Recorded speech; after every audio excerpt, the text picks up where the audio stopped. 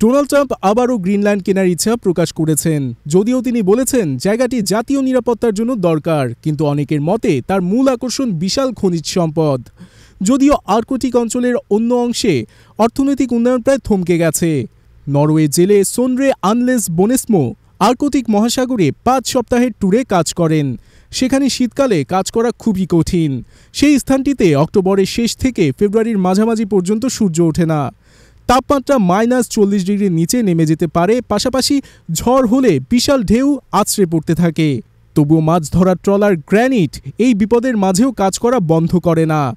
British গণমাধ্যম বিবিসিকে সোনরে বলেন, গ্রীষ্মের সময় কাজ করতে বেশি ভালো লাগে, ঝড়ের সময় ঢেউয়ের ধাক্কায় অনেক কষ্ট হয়।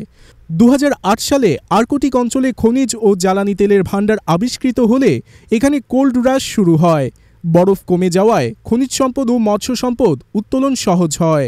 জলবায়ু পরিবর্তনের ফলে আর্কটিক সমুদ্রের রুটগুলো খুলে গেছে। 2013 থেকে 2023 সালের মধ্যে এই অঞ্চলে জাহাজ চলাচলের পরিমাণ প্রায় দ্বিগুণ হয়েছে। ট্রাম্প গ্রিনল্যান্ড কেনার ইচ্ছা প্রকাশ করলেও ডেনমার্ক ও গ্রিনল্যান্ড স্পষ্ট জানিয়ে দিয়েছে এটি বিক্রির জন্য নয়। এই পরিস্থিতিতে ডেনমার্ক গ্রিনল্যান্ডের প্রতিরক্ষার বাজেট বৃদ্ধি করেছে। আলাস্কার আর্কটিক ন্যাশনাল ওয়াইল্ড লাইফ রিফিউজে তেল ও গ্যাস উত্তোলনের পরিকল্পনা করছে ট্রাম্প প্রশাসন।